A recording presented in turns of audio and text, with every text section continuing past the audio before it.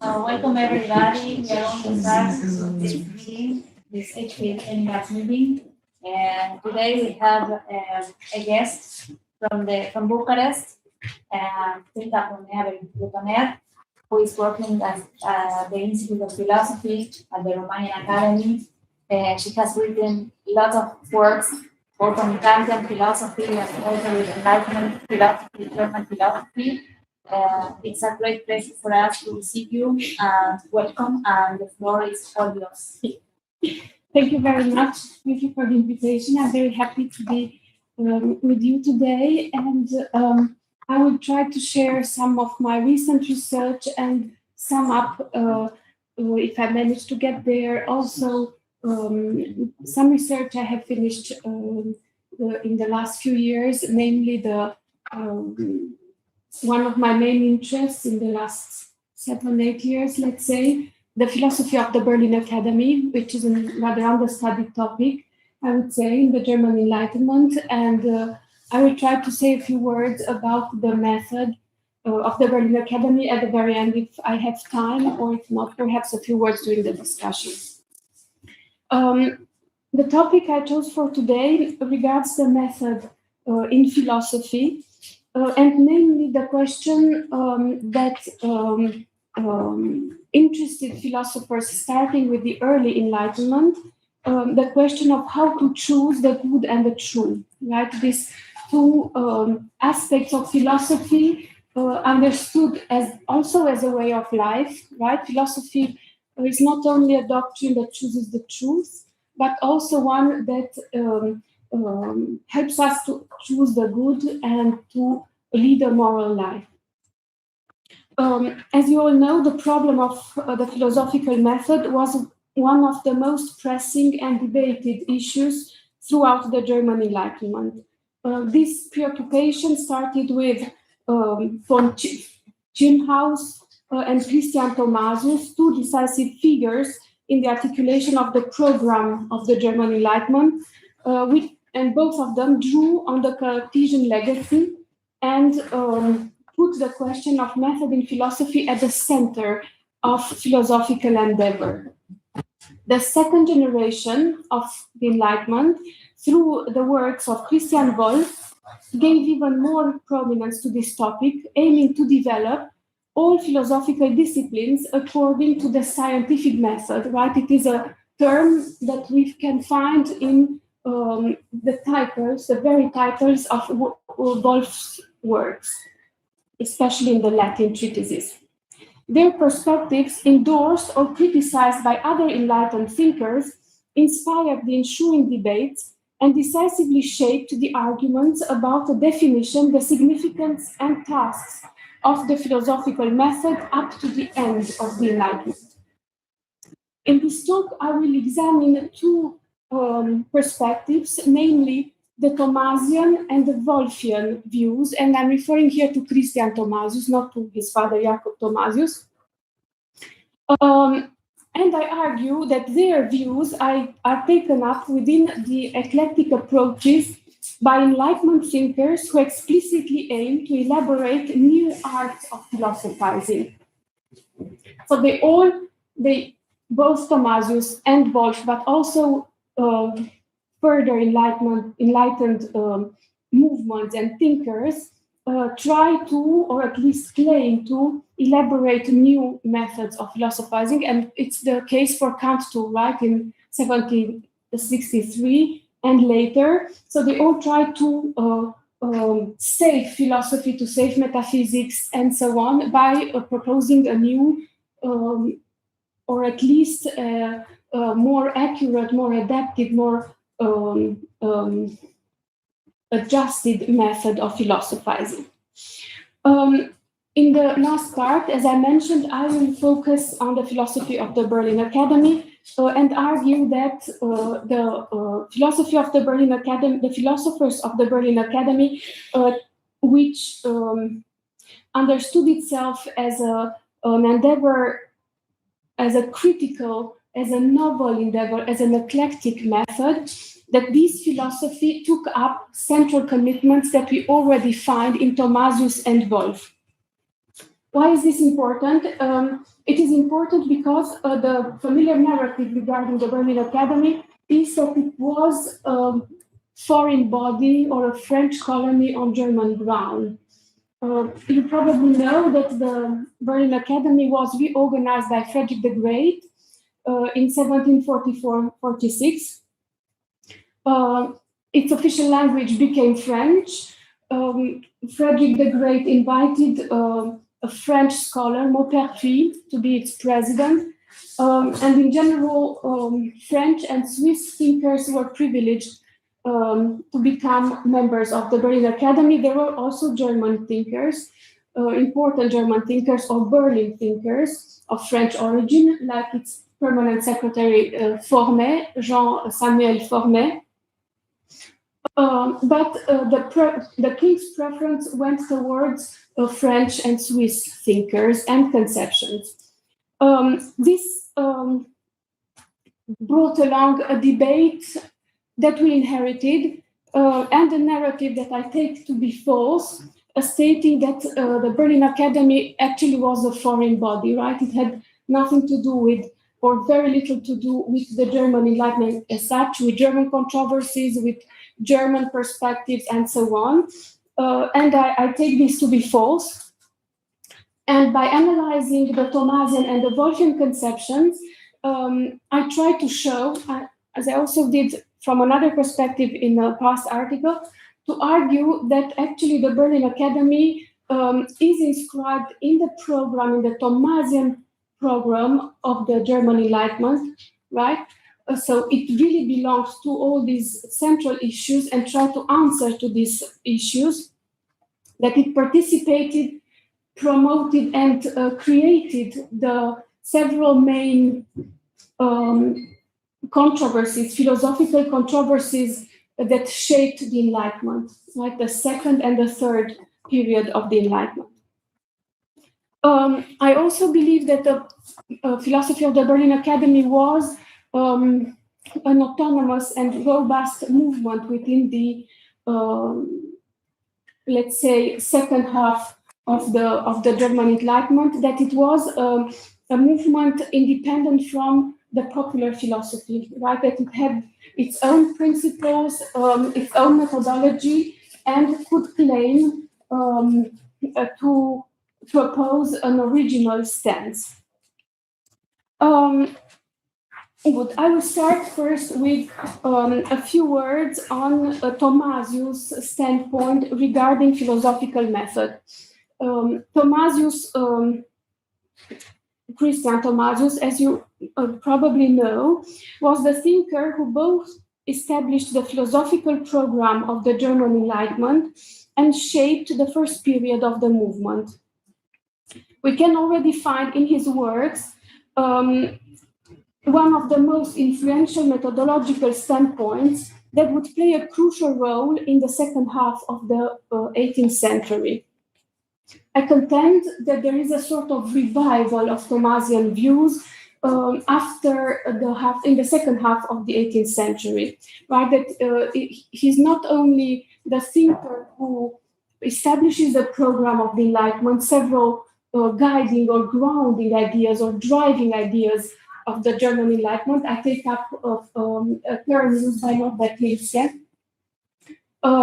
programmatic ideas of Enlightenment. He was not only the most important, probably I take him to be the most important thinker of the first age of the Enlightenment, but his thought was also revived in several ways in the second half of the century. So he's an important element if understudied and not really recognized as such for the late Enlightenment.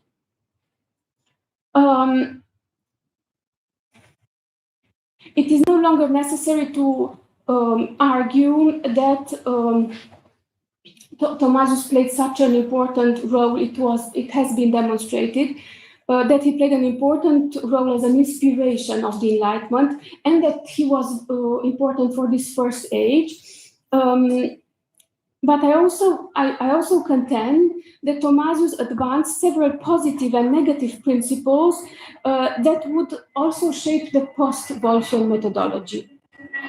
He did so by explicitly building on the Aristotelian and Cartesian methods, which he revised, while also acknowledging his methodological depth to Chimhau's contribution. So I focus my treatment of Thomasius on the philosophical method only.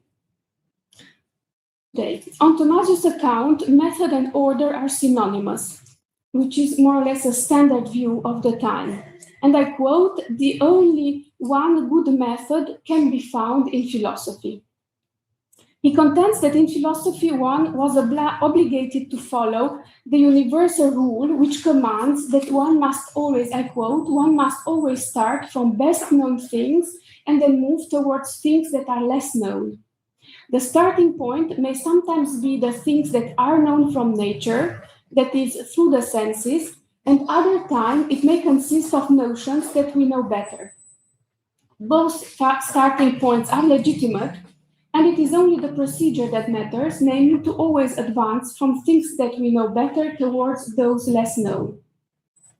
He argues that every discipline and science should further elaborate a particular set of rules and additional methodological principles, which are not only specific to that particular science or discipline, but also dependent on the understanding of each author. He calls these special rules Spezialregeln, and they do not belong as such to the method of philosophy because they are particular, right? They are specific. Thomasius rejects the traditional distinctions between different types of philosophical methods, arguing, for instance, that both the analytical and the synthetic methods are to be found in all theoretical and practical philosophical disciplines. On his account, the analytical method starts from particulars which fall under the senses and goes up to the principles, while the synthetic method starts from principles and proceeds to their consequences. Both methods are said to be equally adequate to philosophy and fertile. They can be combined or used separately. Thomasius does stress their interchangeability, let's say. Denouncing pedantic foolishness and false, I quote, "false scholarly subtlety," Thomasius repeatedly rejects the syllogistic, which he labels a vain art, mere sophistry, as well as a demonstration that cannot be generalized. Metaphysics, the useless queen of sciences, according to Thomasius, deals with false, misleading, and inconsistent things and should be rejected as well, alongside speculative systems. He also discards Descartes' mathematical approach and treatment of doubt, deeming them too radical and unsuitable for true philosophy. One of the most significant Thomasian contributions, which was taken up in the methodological reflection of the second half of the 18th century, is undoubtedly his defense of eclectic philosophy, an extremely important term for the Enlightenment. He calls it eclectische Philosophie, and it was a particular a particular perspective, let's say, on philosophy that would take several other names until the end of the 18th century and even be found in Kant under the concept of Mündigkeit. So it is more or less the same set of methodological principles, let's say, that of course are transformed and vary a little, but they can be found starting with Thomasius. He regards this eclectic philosophy as a particular art of philosophizing. The emphasis he puts on autonomous thinking, the use of one's own understanding, and the critical approach to other doctrines shaped one of the central driving ideas of the German Enlightenment up to the last decades of the century, namely that of thinking for oneself, Selbstdenken. Thomasius declares himself to be, I quote, a free philosopher who does not join any sect, but proceeds only according to the knowledge of his reason. Within a broader critique of the Aristotelian and Cartesian standpoints, radical skepticism or Pyrrhonism, as well as syncretism, he rejects details and rejects them all. And probably also under the influence of Lockean views, he elaborates a methodological conception that seeks to chart a balanced, rational, he calls it vernünftige, and fruitful middle road, Mittelstraße, among existing philosophical doctrines. That is a novel, I quote, untraveled path, distinct from those advanced by his predecessors. On his account, this original path not only allows one to cognize truth and discover new truths, but also articulates a philosophy for the world, or a philosophy of the world. Also, Weltphilosophie ou Philosophie für die Welt, useful for everyday life and existential concerns. He differentiates it from the sterile, pedantic, and even harmful Aristotelian scholarly philosophy that he abhors. According to Thomasius, the latter is dangerous because it encourages a sectarian approach to philosophy, at once despotic and servile, and cultivates prejudice. He holds that two main prejudices are particularly detrimental and should be denounced from the outset: the prejudice of authority and the prejudice of precipitancy. They go together in general. Thomasius argues that the prejudice of authority is the most dangerous one. It is founded on naivety and gullibility and servitude, and Thomasius takes it as his main target. Thomasius' philosophy, and more broadly the Enlightenment program that it inspired, are thus founded on the critique of authority, sectarian thought, and prejudice. The philosophers of the last decades of the 18th century, among which the philosophers of the Berlin Academy, will prove to be particularly receptive to this injunction. This anti-authoritarian character is made clear in Thomasius' 1710 treatise Anleitung zur Hochphilosophie. He published this treatise in Latin a bit earlier, in 1688, but he also published a German version in 1710, where he offers a concise definition of eclectic philosophy, and I quote, however, I call eclectic philosophy that which requires one not to rely on the sayings of a single philosopher, nor to completely commit oneself to a unique teacher, but to collect from the sayings and writings of various teachers each and every true and good thing in the treasury of one's own understanding. The eclectic philosophy also requires one not to reflect so much on the authority of the teacher, but to examine by oneself whether a certain item of doctrine is well-founded, and to add something from oneself to it, and thus look rather through one's own eyes than through someone else's. I close that quote. On Thomasius' account, eclectic philosophy requires one to think for oneself, read and evaluate various doctrines freely, and choose what seems to be true and good, and coherent with one's already acquired knowledge. This is an important point, right? It references a kind of systematic inclusion of new doctrines. Hence, his use of the term Wahlphilosophie, philosophy of choice, as a synonym for eclectic philosophy. The central imperatives of this art of philosophizing are to reject authority, carefully examine established principles, think independently for oneself, and discover new truths. To be sure, one should add one's own ideas to previously formulated doctrines recognized as true and good. One should not only think autonomously, but also be creative. Moreover, according to Thomasius, one should show equal love and equal freedom towards other doctrines and approach them with impartiality, interest, and a critical spirit.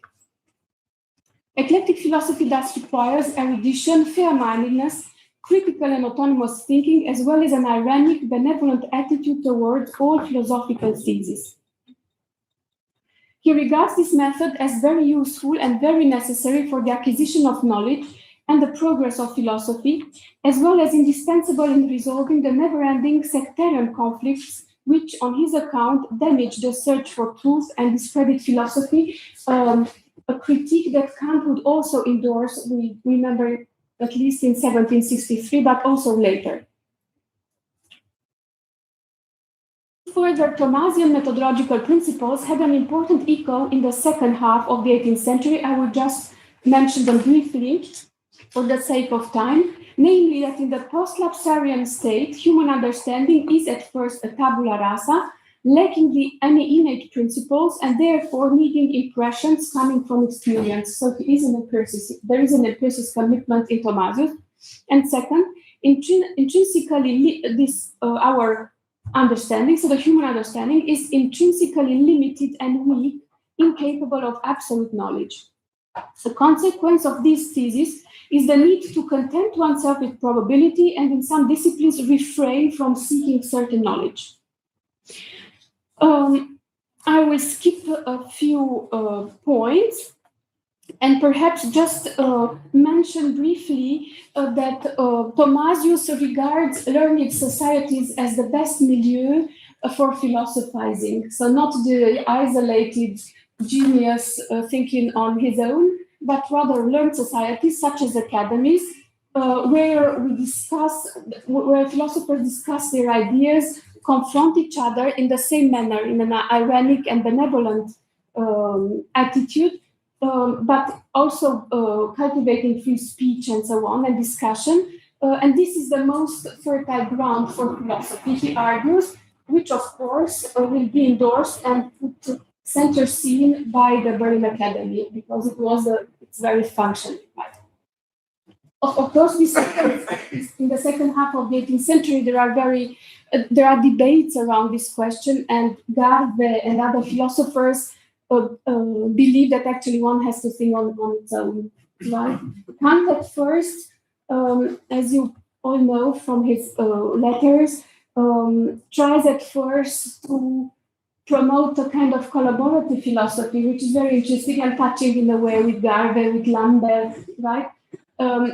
Then he realized, with Mendelssohn too, he does not succeed. He realizes that it's not a feasible project and abandons it. But Kant also at first has this, let's say, hope of collaborating philosophically with these figures.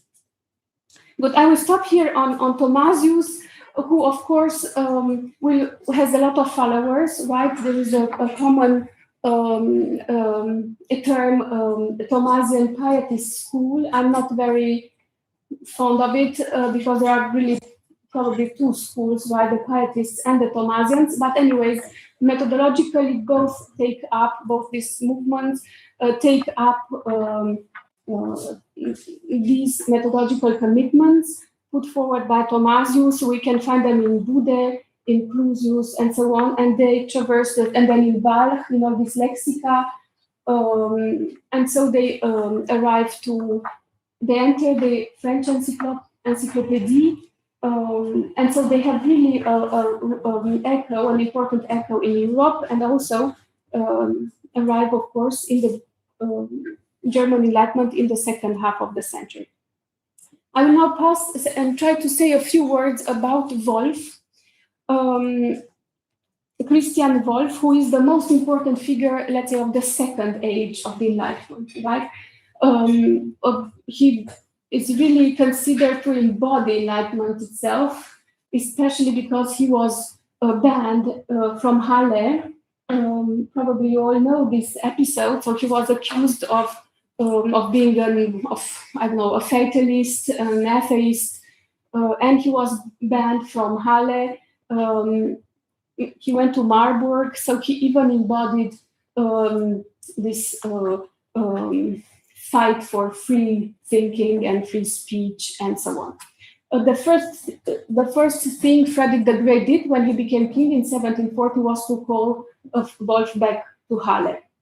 He invited him to be co-president or a very important member of the Berlin Academy, but Wolff refused because he saw the weight of French philosophers within the academy. Maupertuis had already accepted to be president. There were many French philosophers. The king had an explicit preference for French philosophy, and Wolff said no. He thought that it was a dangerous ground, but nevertheless continued to publish up to his death in 1754.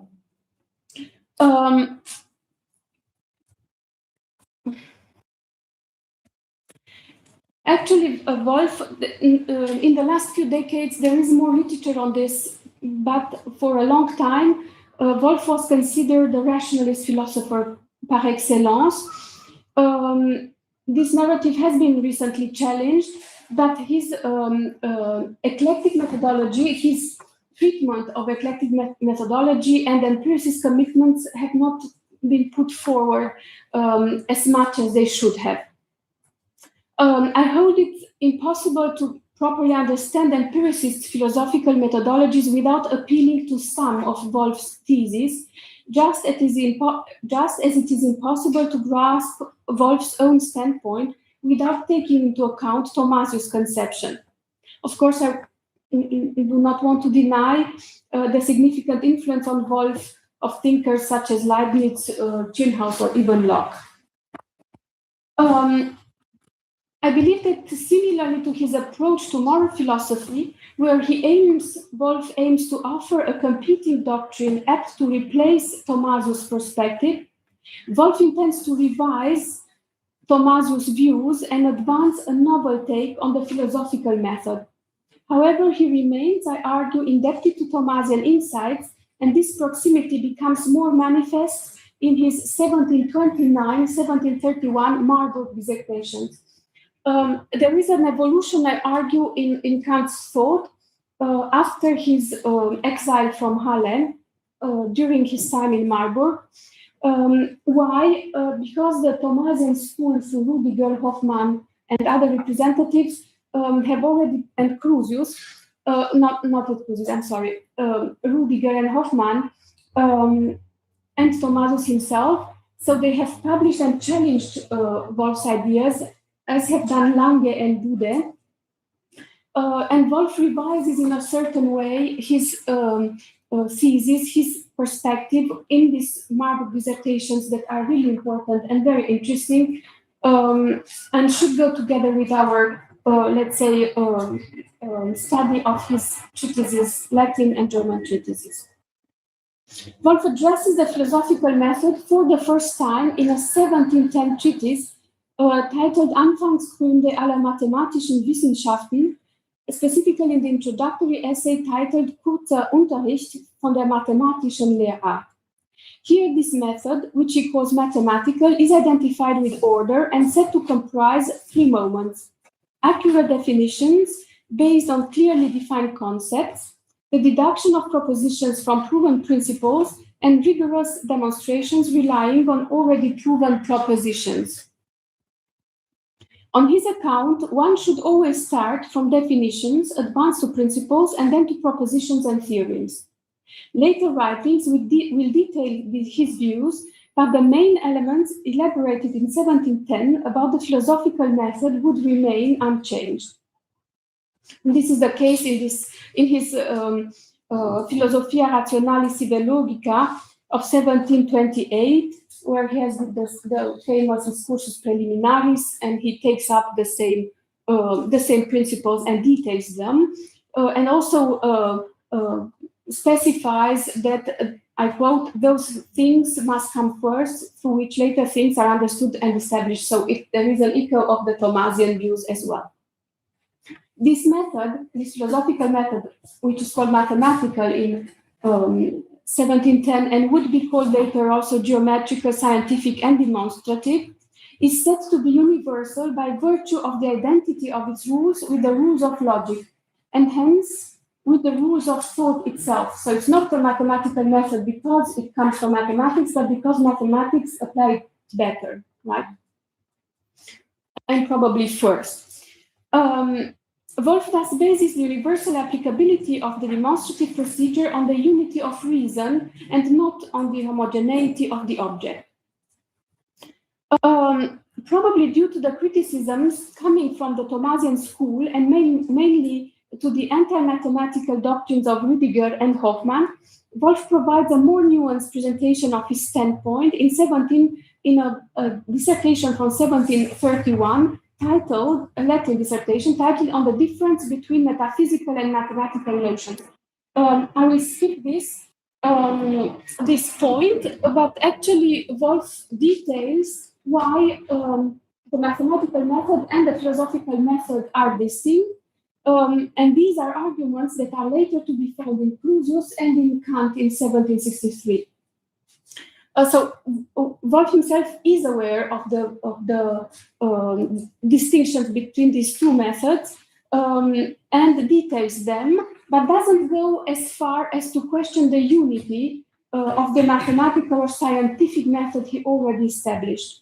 The radical distinction between the objects of these sciences, mathematics and philosophy, does not call for novel methodological reflection, as it would be the case in Crusius and the pre-critical Kant, nor does it seem to call into question the relevance of a single procedure, since the unity of reason he postulated from the outset enables Wolff to keep the methodological principles intact.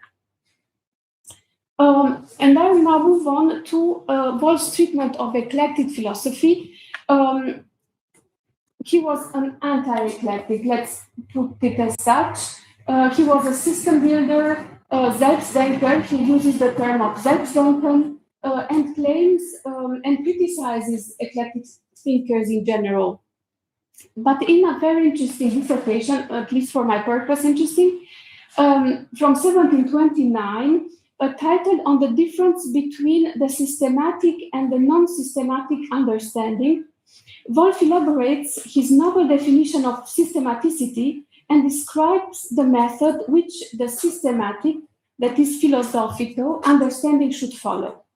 He stresses that systematicity rests on the inner connection of propositions and not on the causal connection of things or on the unity of a topic. He thereby criticizes previous ordinary, he calls them systems, for having relied merely on the unity of the object.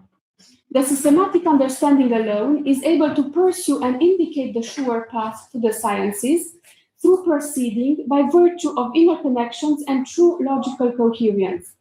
In order to acquire this understanding, Wolff claims we must be aware that our entire knowledge rests upon common concepts learned from everyday experience, and that furthermore, one must verify in experience or through experiments what was previously deduced from principles. That is, cultivate the necessary collaboration or the marriage, the connubium, between reason and experience. Interestingly, in the 16th section of this dissertation, Wolff addresses the question of prejudice and of eclectic philosophy in rather Thomasian terms. He argues that those who have a systematic understanding, in the Wolffian sense defended here, are immune to prejudice and apt to act in an eclectic manner, namely, they do not admit anything that cannot be demonstrated from principles and judge only according to inner reasons. To act in an eclectic way, eclecticum agere, means, Wolff contends, to take the best from other authors, separate the false from the true, and differentiate between the certain and the uncertain.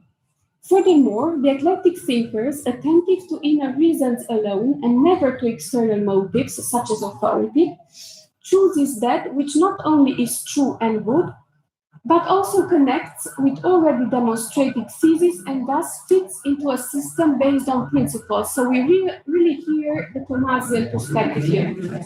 This, Wolff claims, is precisely what a systematic understanding does and what he himself is advocating for. Therefore, he concludes, those who believe there is an antagonism between eclectic philosophy and demonstrative philosophy are in error, right? This antagonism was applied to him. He was read as the thinker who really tried to fight against eclectic philosophy by promoting this scientific method that would be applied to all sciences. However, Wolff seems to hold that the systematic thinker goes a step further than the eclectic one by appropriating information more quickly and more profitably, more easily identifying theses and often comprehending what remains obscure to others. Although presented as a side remark, the rejection of this antagonism can in fact be regarded as a central thesis of the section. We can safely assume that one of the main aims of this text was to bring Wolff's own definition of systematic method in philosophy, rephrased in Thomasian terms, closer to the eclectic art of philosophizing of Thomasian inspiration and highlight their fundamental consonance. I hold this implicit Thomasian reference probably more obvious to the readership of the time to be unmistakable here. It therefore seems justified to assume that Wolff attempts, through a positive definition of the eclectic method as an autonomous informed choice, to bridge the gap drawn at the time between his demonstrative philosophy and the conceptions of Thomasian and Pietist dissent, and to minimize the differences between these approaches. This was the dissertations were known, were read at that time, but did not have the same, let's say, reception as his German and Latin treatises. We can safely argue that a number of the positions developed by anti-Wolffian or post-Wolffian thinkers in their critique or revisions of Wolff's philosophical method can actually be found in Wolff himself, despite the picture that his contemporaries and successors drew of his doctrine. This is the case, for instance, not only with the differentiation between philosophy and mathematics, but also with the analytical element that complements the synthetical part of the philosophical method. I won't go into these details. This is also the case of the Wolffian discussion of the distinctions between perception, experience, and principles deduced from experience that are necessary in the acquisition of concepts and are discussed by Wolff. He also explicitly emphasizes the foundational role played by experience and by what he calls the historical knowledge, that is the type of knowledge providing factual truths. Nevertheless, despite Wolff's insistence on the importance of experience and historical knowledge, the differences between metaphysics and mathematics, and the role of analysis as a prerequisite for demonstration, his method was generally perceived, as we know, as rationalist, demonstrative, and synthetic, and resulting from the illegitimate transfer of the mathematical procedure into metaphysics. It was the case if he was read like this by Clausius, by the prototypical Kant, and all these thinkers position themselves as decidedly anti-Wolffian, despite their, I argue, unknowledge that to Wolff's project. I contend, to wrap up this part, that Wolff's text, and particularly his marbled dissertations, not only developed a more nuanced standpoint than his German and Latin treatises, but also that they had a certain, if under-recognized, impact on his critics as well. Now I'm running out of time, so I will briefly mention perhaps 2 or 3 ideas only regarding the eclectic methodology of the Berlin Academy. I chose an example of a very important thinker for the Academy that is a rather neglected figure, Jean-Bernard Mérian, a Swiss thinker active in Berlin and member of the Berlin Academy starting 1750. He's in certain consonance with the views promoted by the president, Maupertuis, and also, which is more important, by the permanent secretary of the Academy, Jean-Henri Samuel Formet. Why is this more important? Because at the very beginning, let's say, after the reorganization of the Academy in 1744-46, we may argue that there were 2 camps within the Berlin Academy, the Wolffians and the anti-Wolffians. The Wolffians represented by Formet, who was rather powerful because he was the permanent secretary, and Sulzer, later a very important thinker for the Enlightenment. But the anti-Wolffians were led by Maupertuis, who had a lot of power within the Academy. He was its president, and by other thinkers, Beglin and others. And there was Mérian. Mérian was a very interesting figure, very erudite, speaking lots of languages, which was not the case of everybody within the Academy. He was the one who provided a German or a French abstract of prize essays for those who did not know one or the other language. So those who did not read Kant because they were francophone, this is the way they came into contact with Kant's ideas in 1763 and so on. So Mérian was also a very ironic, had also an ironic personality, and he kind of bridged. He played this role of bridge within the two movements. Even if when there was a controversy, he sided with Maupertuis, also for philosophical reasons, like philosophical affinities. I argue that starting 1765 or the beginning of the 1760s, we can speak of a more homogeneous academic philosophy. So we cannot see. No longer see two camps that confront each other, but we can speak about an academic philosophy, a consistent and coherent academic philosophy, and I take it to promote an eclectic art of philosophizing, to be defined by this eclectic art of philosophizing based on two metaphysical convictions that are central and anti-Thomasian. Right, for these philosophers, Mérian, Fornet, and others, but explicitly, let's say, spelled out in Mérian, metaphysics is the first science and should have a specific method. So the primacy and the specificity of philosophy in general, and metaphysics in particular, grounds their approach to philosophy. To this, Mérian adds, and so does Fornet, a set of methodological principles that are really eclectic, right? So the anti-sectarian, anti-authoritarian views, the idea that one has to read everything that I mentioned regarding Thomasius, including the preference for learned societies. In the 1760s, Mérian does not call this an eclectic method, does not use the term, but all the principles are there. He comes back to this,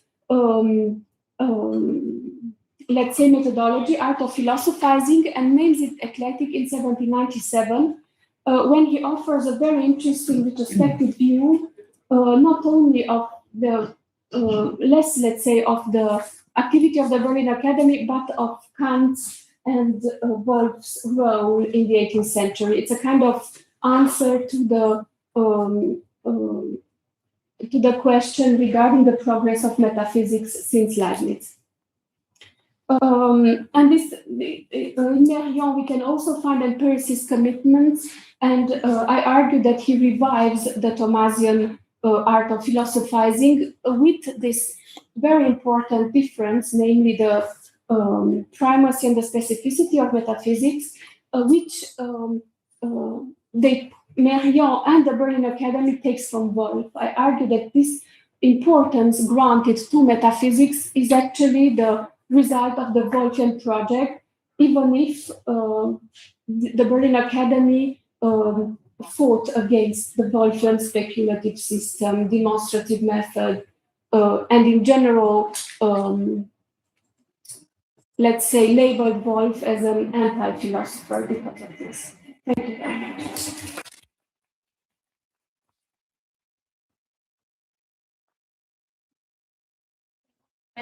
So now we have some time for questions. Yes, please. So you'd say that Thomasius is the source for Kant's